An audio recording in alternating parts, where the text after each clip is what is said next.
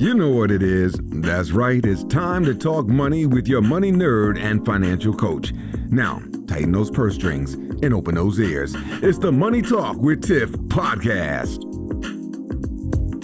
Hey everyone, and welcome to the Money Talk with Tiff podcast. Today I have Anna Lang on the line, and I am so excited to have her on because I actually sought her out when we were speaking at a virtual summit, but she is an entrepreneur for nearly 20 years, and she has run 7 businesses, started one nonprofit, which is called the Just Project, which is super important. I wanted to mention this. It's aimed at helping women of abuse, bullying, and neglect step back into their power and take ownership of their lives. And she's also spoken on the stages of organizations such as Salesforce and Picha Kucha.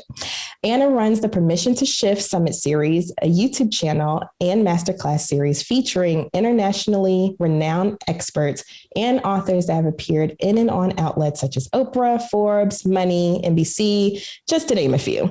And she is a student of consciousness. I am so excited to have Anna on because, like I said, I jumped in her inbox immediately while she was still speaking at the summit that we were both speaking at, because I was like, I have to have you on. And so thank you so much, Anna, for joining me on the show today. Oh, thank you, Tiffany. You know what? I am absolutely honored to be here. You are a visionary, and I am very excited about also what you were bringing to the world. So being here is just an absolute delight. Oh, thank you so much. Thank you. I'm honored. So look, we're just going to get right into it. Like what you were talking about during the virtual summit were the 5 mental games we play. Now, y'all, when Anna was talking about this, I was just like, oh my gosh, like I just need her to regurgitate this whole thing on my podcast because it was just so interesting and profound, and it was so true. And so with that being said, I just want to get right into it. Like, what are the 5 mental games that we play on ourselves? Okay, so the 5 mental games, to give people a little bit of context. Yeah. When we play mental games on ourselves, they're games we play to justify whatever's going on in our head and make it true. So when we're talking to somebody and we don't like what they say, we play these mental games to twist it, distort it, contort it, or whatever, so that we can be right, or we can avoid changing, we can avoid taking responsibility. They're really actually quite detrimental on some level, but they're also good on other levels because they can, as much as they can be used to twist what's happening around us and to justify our stories, they can be used to see the good in things. So, there's 2 sides. Now there's 5 different things that we do. They are deletions, distortions, generalizations, personalizations, and dehumanizations. And they each play a specific role. Now, before you get into the juiciness, I just want to tell people those things that she just mentioned play into your money so well as well. And so that's why I wanted to bring her on, because if you become more aware of these things, then you can kind of plan around or try to, kind of use them to your advantage, right? And so I just wanted to point that out, like all of these mental things that she's talking about, it shows up in your money too. And so that's why I wanted to get her on. Okay, now that's out the way, because I wanted to make the connection for my audience, because they're probably like, oh my gosh, she's going really mental, but it's all connected. It's all connected to your money for sure. All right. So Anna, what is number 1? What is the first thing the mental game that we play, and what does that mean? Okay, so first thing on the list is deletions. And I really appreciate what you just said about how it affects money, because deletions, all of these things affect everything. Literally every area of your life, there's nothing that remains untouched from them. And deletions are where I start because they are one of the easiest things for us to understand and also to see ourselves doing. And what a deletion is it's literally deleting pieces of information that we don't want to see. So I will be talking to you, Tiffany, and we'll be having a conversation and we'll be going great. And then suddenly I won't like something that you've said. So I might just decide not to hear it. And I'll be like, nah, you know, she might have told me something about my money, how I perhaps should not spend my money. And I might remember all of the ways I should spend my money or some such thing like that. So deletions, they can show up, it can be good and bad. So I can see, if you know the term generous attribution. No, let's go ahead and break that down for our audience. Okay, so generous attribution means thinking generously about what's happening or what's being said or what's happening around you. So if you are, again, I'm talking to you, Tiffany, and we're saying a lot of really great things, and you say one thing that's kind of iffy, and I delete that thing because generous attribution would mean I'm thinking the best of what you're saying. So I'm choosing to see the best. Whereas if you said a whole bunch of really negative things and then one positive thing, ungenerous attribution would be I'm only going to see the negative that you said. Or maybe if you said a whole bunch of positive things and only one negative thing, and I chose only to see that one negative thing and take that home with me, right? I'm deleting in either respect, but one thing is going to be sort of happier ending for our relationship. And people tend to give generous attribution to people they like.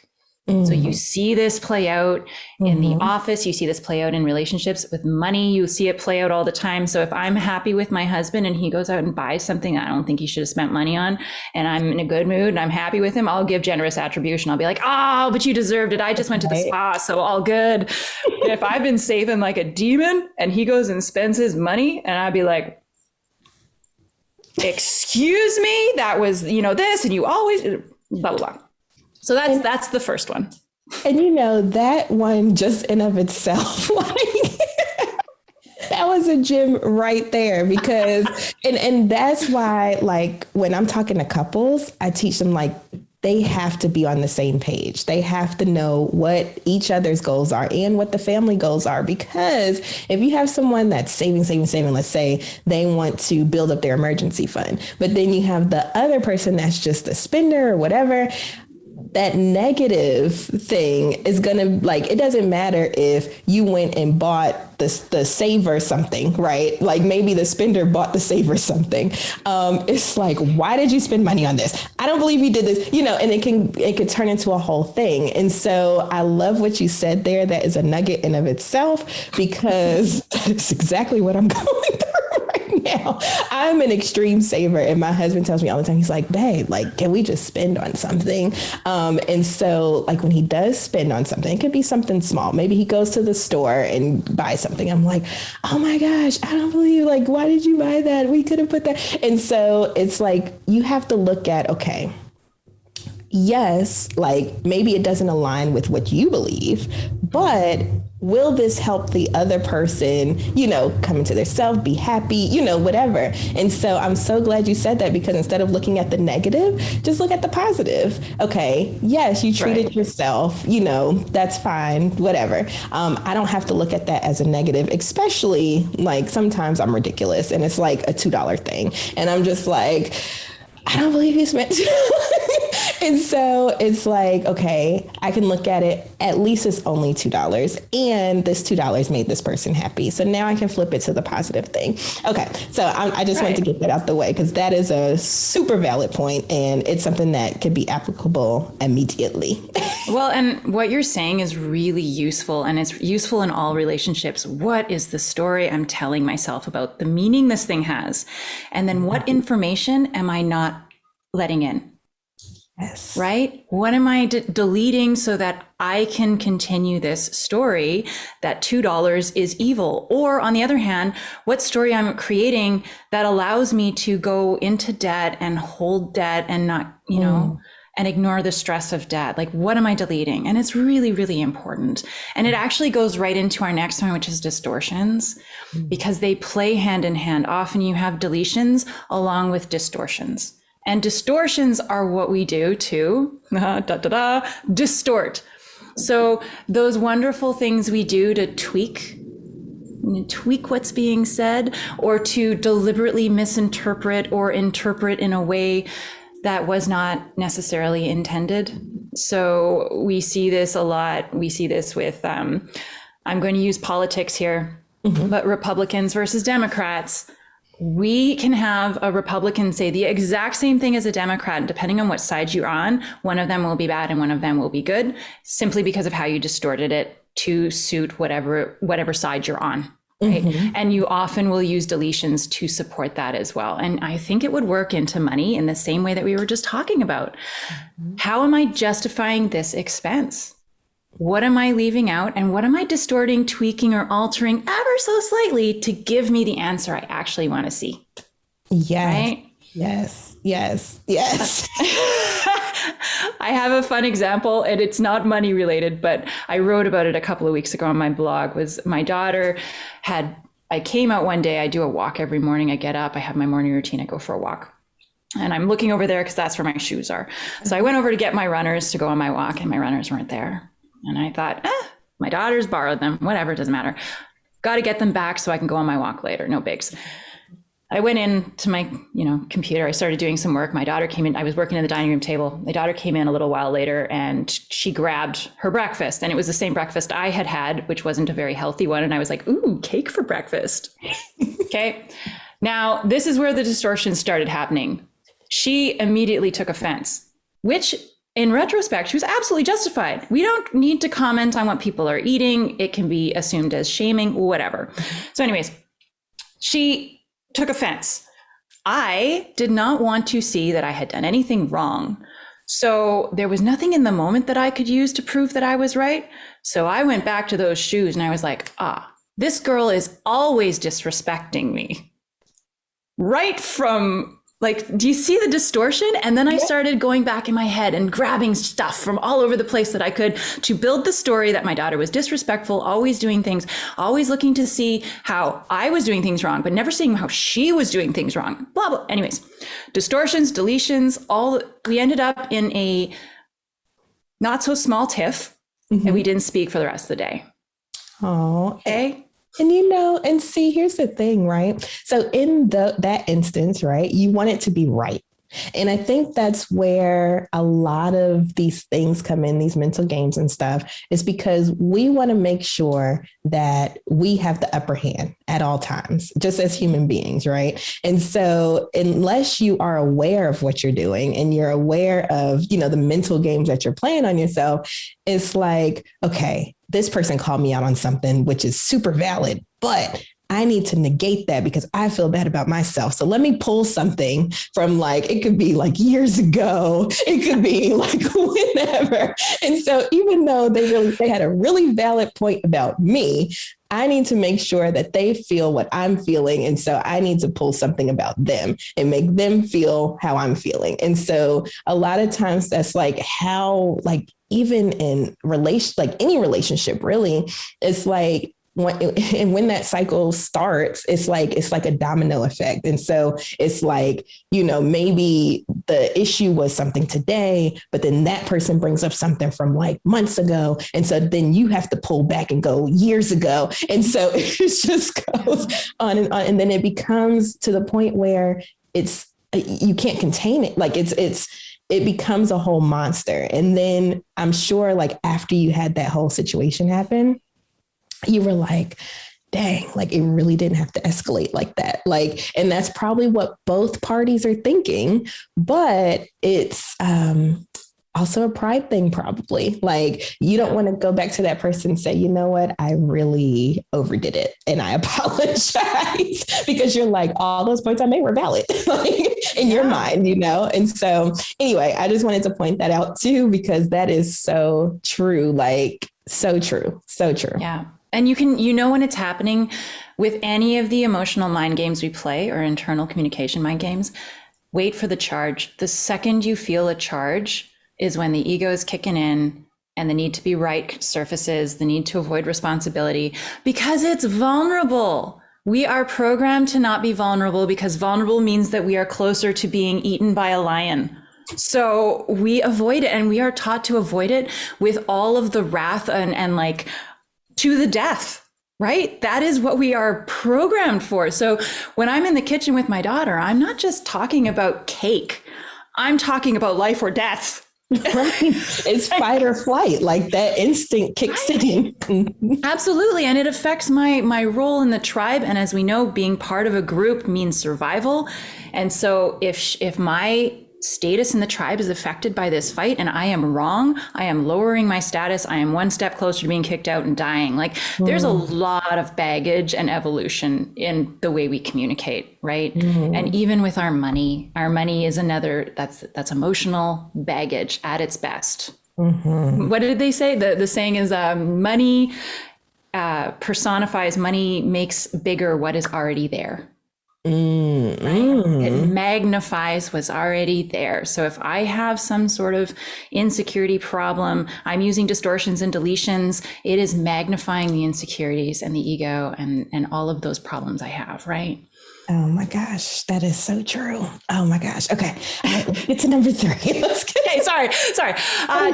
Generalizations. We can zip through these. So generalizations are when I say everybody is of one way. It's a label that I slap on things, and it's useful because our brain has 2 parts.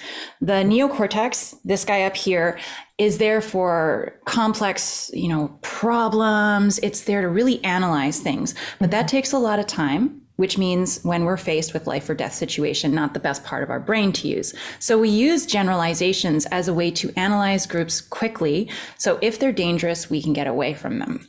All right, which is fine. So we can label things like there's the cereal aisle, and I know that's where all the cereal is. These are grocery stores. That's what they have.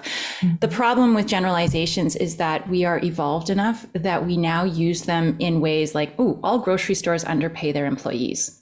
All men are narcissists. Instead of using it as a survival mechanism, we're using it as a way to not think, to not fully explore our options, or to not fully go through the thinking process, because this part of our brain takes a huge amount of energy. It's just easier to use this one. And it's a problem because when I say my husband never picks up, my kids always do this, we are disempowering them and giving them no option to do anything else. And it also makes them feel like, okay, well, all of those positive things that I did, you're only pulling out, and this goes back to your first point. It's a deletion. It's, you're pulling out this one thing that I did not do for you and holding that against me. And so all these positive things that I did, because now we're generalizing, it's like, why even do those things? Because if all you're going to pick out is the one thing that, now you're saying, well, you never pick up the phone or you never do this. Now we're overgeneralizing, even though I may have just gotten off the phone with you for like hours, and so then it's like, all that time that I spent on the phone, was it a waste of time? Maybe, because now it's like, okay, you don't even see it, and so I 100% agree. That is a gem right there. Yeah. If you disempower the people around you, they are far less likely to give you generous attribution. And we really want to get back to generous attribution because that gives us a better life. When we can see others and they can see us with our flaws and know that that's not who we are, right? That's the power we want to give our kids, our friends, our family, our relatives, our coworkers, everybody. So then...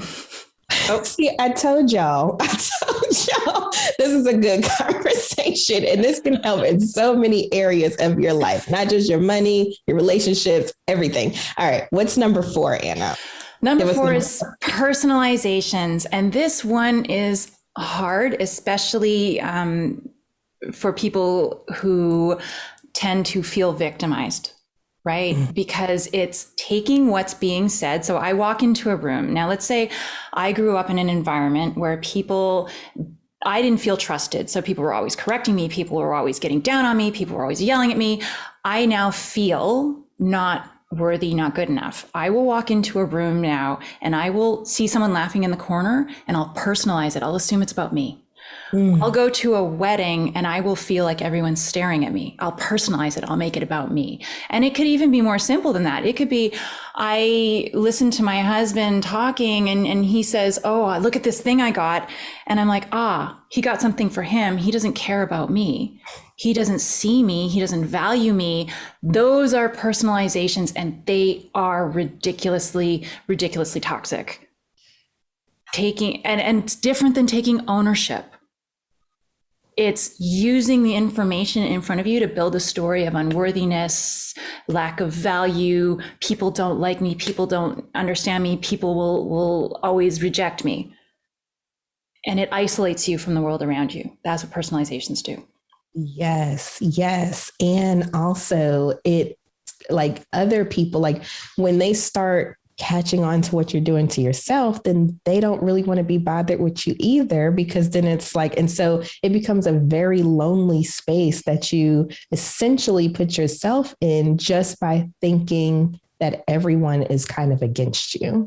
And so that is another valid, very valid point.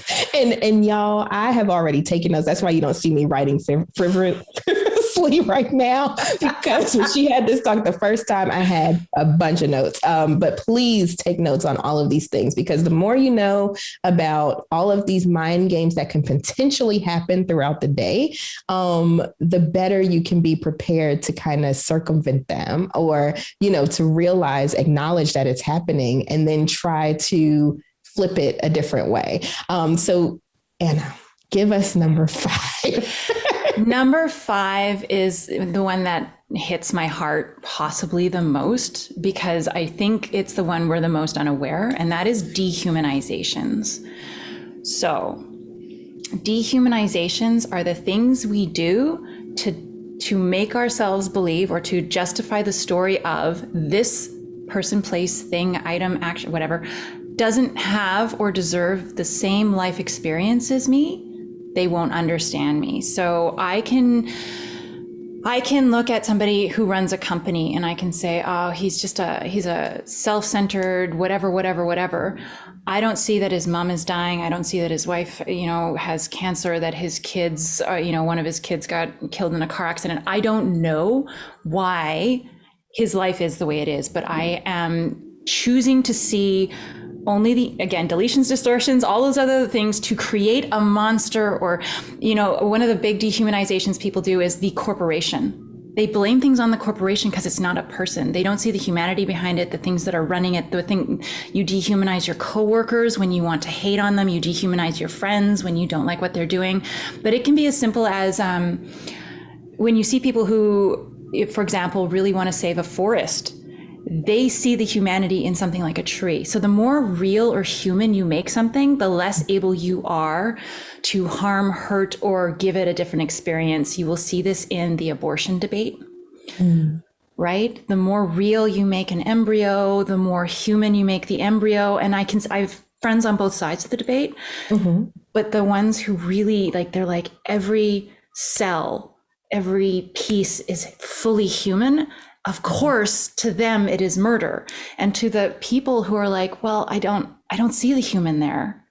It wouldn't feel like, and it's not that one side is right or wrong. It's just which side is humanized more. Does that make sense? Oh, yeah, it makes complete sense. And I mean, if you just think about just on a day-to-day basis, right? So like, for instance, let's look at people that are homeless on the street, or felons, or, these areas, these different communities, right, that have a voice, but it's like, do you see them as human enough to really understand and hear their voice? You get what I'm saying? And so, I tell people all the time, if you get to know people, it's hard to hate them.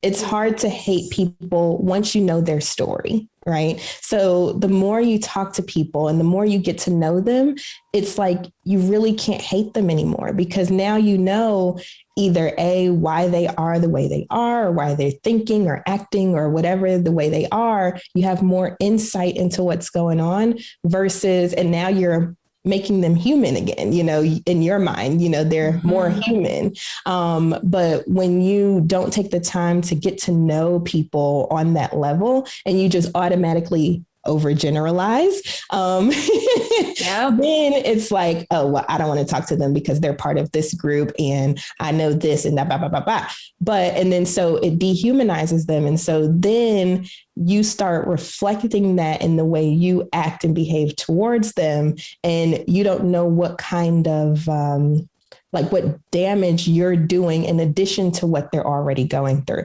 So I tell people all the time, I'm like, it's hard to hate someone once you get to know them. And you have to get to know people in order to increase, like, let's say your emotional intelligence, your EQ, right? Because that's important. That's just as important, if not more important than your IQ. It's your EQ. And so building that connection with human beings in general, it doesn't matter what their walk of life is, who they are, whatever the case may be, it allows you to be more empathetic with whatever their situation is. And therefore, you're making them more human. And so now you're not playing these mental games that we've been talking about this whole time and, shutting people off before you get a chance to even know who they are. It goes further, though, because we do it. Some of the people we dehumanize the most are our spouses and partners and our children and our parents, because we can, by dehumanizing them, we can justify controlling behavior. We can justify, I needed to do that, using all of those other mental mind games. We dehumanize them and justify our terrible behavior in their direction. Because let me tell you, if you truly, it's a way of removing worth. If you truly believed that, let's say your 6-year-old or your 18-year-old or your whoever was really and truly worthy, you wouldn't seek to change them. Like really alter them, but you choose to see them as a moldable piece of clay so you can make them as you want. And that's a whole other conversation. It's a whole other conversation, but we use it rampantly. Yes, that is so very true. And I mean, even before we hit record, we had a conversation and I noticed that some things that I do, as a person and now that we're talking about these 5 mental games that we play, really I'm like dehumanizing, whether it's my kids, because I'm like, oh, well, you should be doing this or you should be doing that. Oh, why are you crying? You shouldn't be crying about that. Like, that's nothing, and for me, it's like, for me, it would be nothing. But for them, they're whole human beings with whole feelings and whole beliefs and values and all of that stuff. And so for me to say, well, why are you crying? Stop crying. That type of thing. It's like, I'm not validating the reason why they're crying. It's like, I'm just saying, oh, you crying is stupid. And I know as an adult, when I've had people tell me that, because, I've dealt with depression and anxiety and stuff like that. And, maybe I'll have one of my spells and I'm crying every day. And I've had people tell me, you always crying. What you crying for? And I know how that made me feel. And so now I realize that's exactly what I'm doing to my kids. And so it's all about awareness. It's all about awareness, because if not, there's no way that you can know how to change or where to even start. And so, and y'all see, I told you this was going to be good.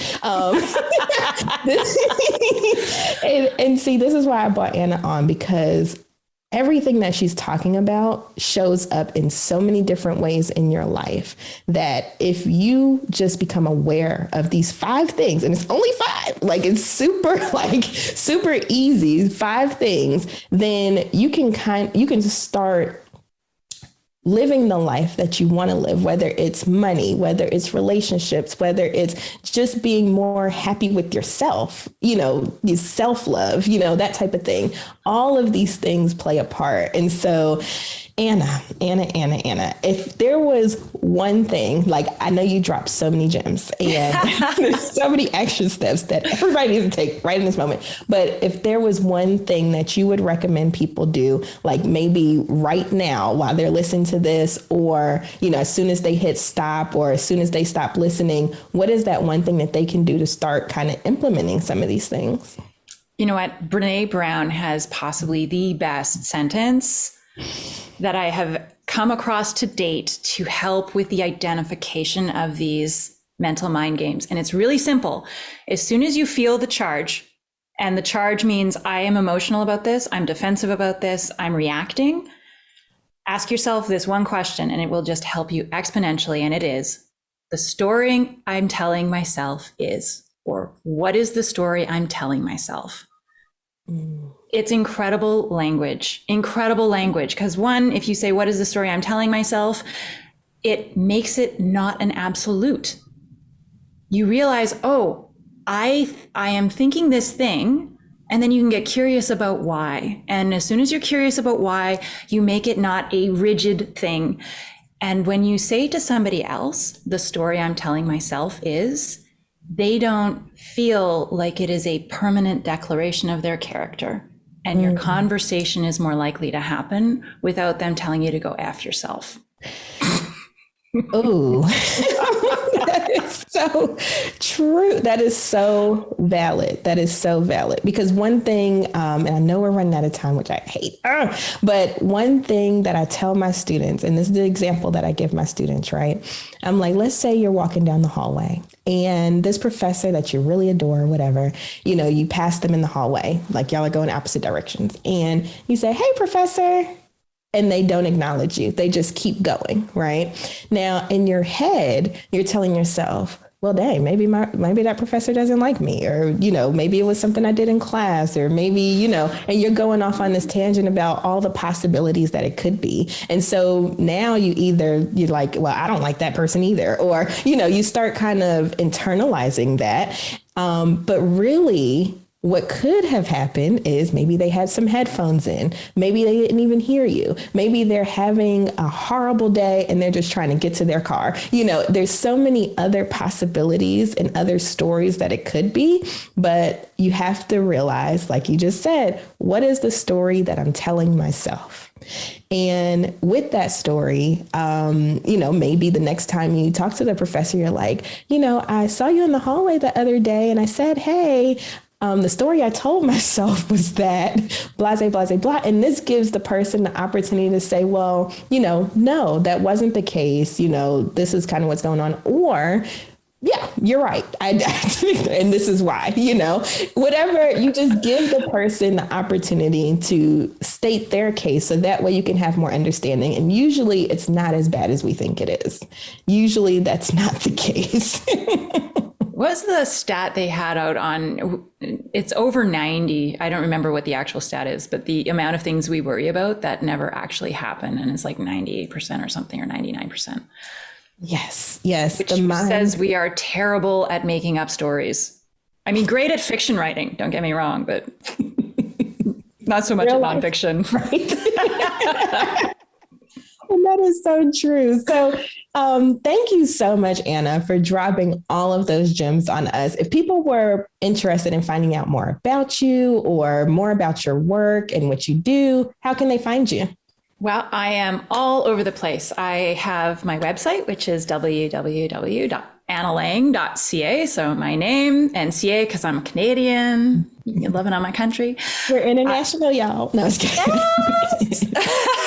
So you can find me there. I also run the Permission to Shift series. So you can find me on permissiontoshift.com. I have internet. I have the internet, ladies and gentlemen. I meant to say social media. So I'm on LinkedIn, Instagram, Facebook, all of those great places. Yes. And I did go ahead and follow her the last time she spoke and she gave all this spiel. So I will definitely drop all of that information in the show notes for you all. So that way you all can tap into everything that Anna has going on, because as you can see, it's phenomenal work and it's phenomenal stuff and it's life changing. And that's what we're here for, right? So thank you so much again, Anna, for being on the show and going along with my shenanigans and answering my inbox. Oh, Tiffany, you are such a delight. Thank you so much for having me. I am thrilled to be here. All right, thank you. And I hope you have a wonderful rest of the day. Thank you for listening, joining, and being a part of the Money Talk with Tiff podcast this week. You can check Tiff out every Thursday for a new Money Talk podcast. But if you just can't wait until next week, you can listen to previous podcast episodes at moneytalkwitht.com or follow Tiff on all social media platforms at Money Talk with T. Until next time, spend wise by spending less than you make. A word to the money wise is always sufficient.